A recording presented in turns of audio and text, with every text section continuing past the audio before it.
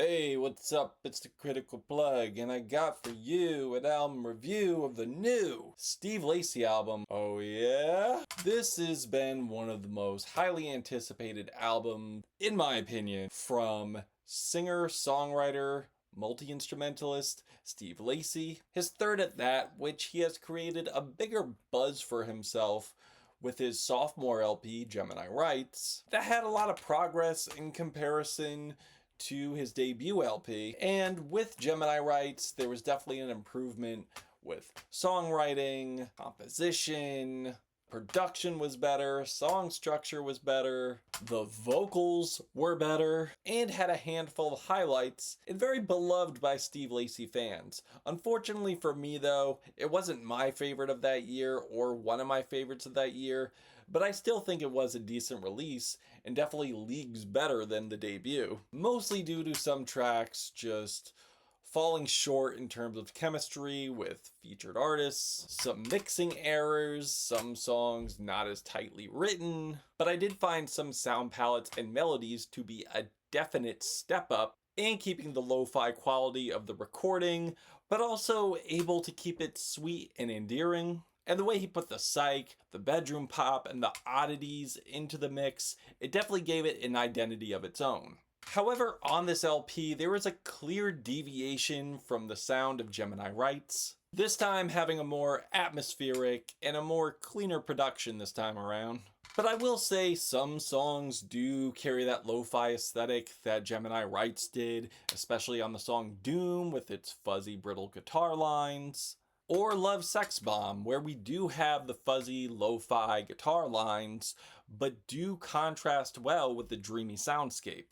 And while the track list is short, this is longer than Gemini Rights, with it being 10 tracks, 40 minutes, mostly due to the 9-minute Odyssey, Nice Shoes, In Your World. Also, in terms of vocal performance, I do think this is a very more mature sounding album. But in terms of production though, there are some parts that do leave a lot to be desired, like the ear-piercing alien synth on Nothing.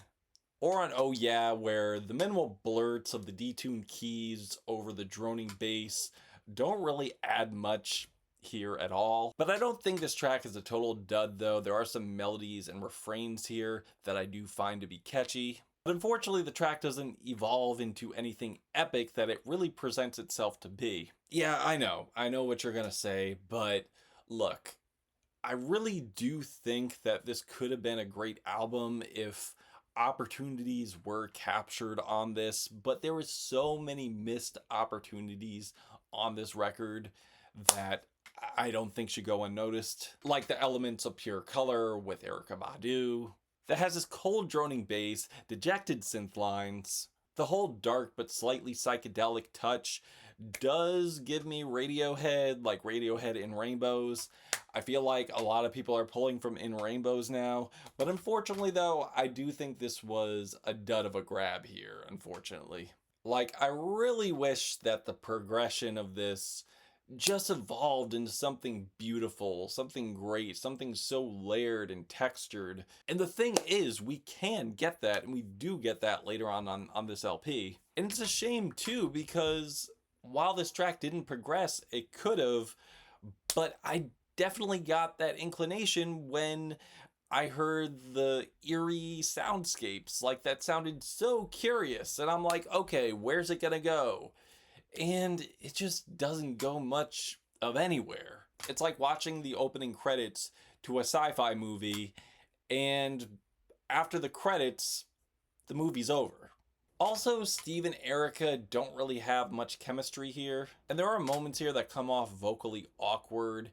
And one of my biggest gripes of this LP is certainly the flow. Like, we have way too many slow tracks stacked on top of one another. And when you have slow tracks stacked on top of one another, back to back, it creates a stagnant flow for the LP and definitely creates a lull. Now, I could understand if the tracks were immersive, had something to create like a dichotomy, like a big finish or something.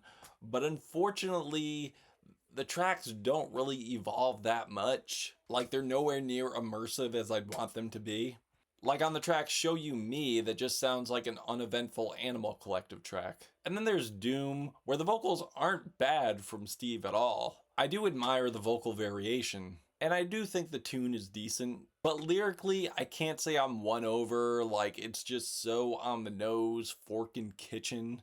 Pretty much about how life is going to shit and the world's going to hell in a handbasket, and everyone's pretty much desensitized to it. Not to mention how the phasers on this track sound pretty tacked on. And the drums sound so flat, and unfortunately the closer isn't really much to write home about either.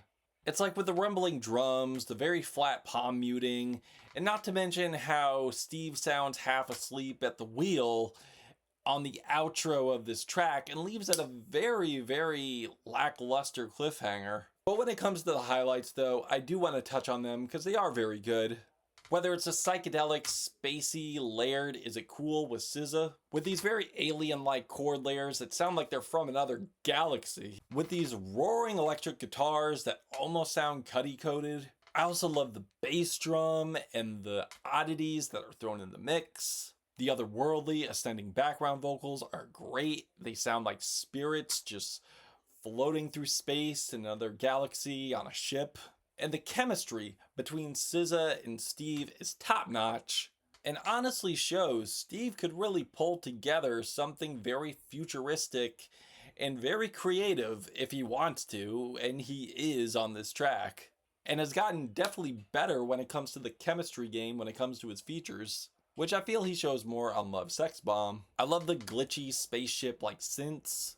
It's definitely a very beautiful, intoxicating blend of layers, and I feel one of the most cinematic tracks on the whole LP. To show you that Steve doesn't have to do a lo-fi bedroom banger to make something innovative and trippy. This track also, in my opinion, has some of Steve's best chemistry with an artist, not only on this album, but possibly in his whole entire catalog. And it really shows Steve could start with a little to gigantic, from the angelic vocal harmonies that sound like a kid's choir, and with the amalgamation of layers and atmosphere and guitars just make the track sound huge. And with how intertwined and atmospheric the track is, it just culminates into an identity of its own. And with Given This, it really made me want more of this on this record. And lyrically, very confessional, very troubling, wanting to keep a relationship and devote to it, but unfortunately sabotaging it, knowing he will, with You Ain't Gotta Trust Me to Love Me Baby, cause I don't even trust myself. There's also the gorgeous, lush ballad The Feeling, which honestly may be my most favorite track Steve has ever done.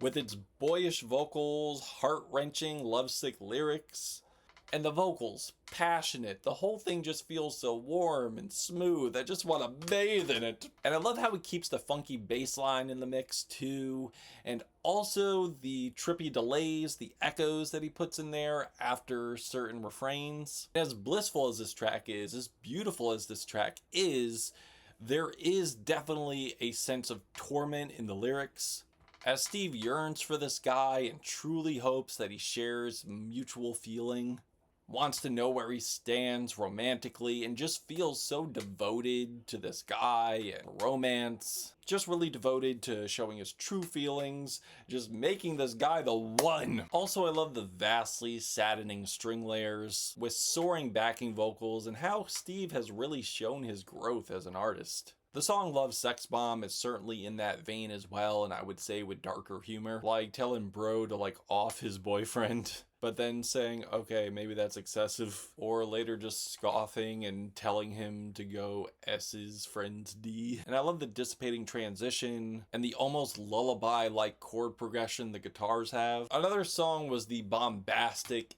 epic Nice Shoes in Your World, with some nice refrains where Steve does a mix of rapping and singing, but also some very passionate, soulful breakdowns, with these really summery, bright layers that are almost bossa nova-like and really do create like a nice cool down for the track in the midst of the chaos. It's pretty Frank Ocean, Tyler the Creator-esque, especially when the laser-like synths and beautiful jazzy pianos come in. I almost wish he had Tyler on this, honestly. It ends off with these breakbeats and this choir. Lyrically, it's pretty convoluted as it goes from these feelings of romanticism to isolation, and also a hint of a redemption arc lyrically. But again, where this album falters is really, again, the stagnated flow that this album has. And also, some tracks don't exactly sound finished. There are some tracks that don't really sound as engaging as the others. So unfortunately for me, Steve definitely does sell himself short on this record. Because while you do have some tracks that are well written, textured, and you have the components that are creative, immersive, but then follow that up with tracks that are nowhere near as immersive, nowhere near as compelling, because overall, I can't really say I love this LP, but I don't hate this LP either. However, I do think it is a downgrade from Gemini Rights, because while there are improvements here, and while some of my favorite tracks do land on this LP, and I feel like Steve focuses more on atmosphere than creativity or making something epic. And there are some lines here that I did find kind of cringe, I'm not gonna lie. And I really do hope that the next LP has more variety, a better flow. And it's really disappointing to me because I did want to love this LP, I did. But I feel as Steve continues to be more various, more consistent, more adventurous, and really get the flow of the LP right, I think we could have a great album from Steve. Like, take the listener on a journey with more innovation, because this one here made for a very underwhelming journey. Again, I don't hate this LP, but Steve could definitely do better. I'm feeling a 3 out of 5 Black Hearts in this LP, but if you've given this a listen, what'd you think? Did you love it? Did you hate it? Why? And that's it. I'm your plug. Hit me with a sub. Show me love. This is my opinion. If you hate it, your review's still a dub. Critical plug, Steve Lacy. Oh yeah?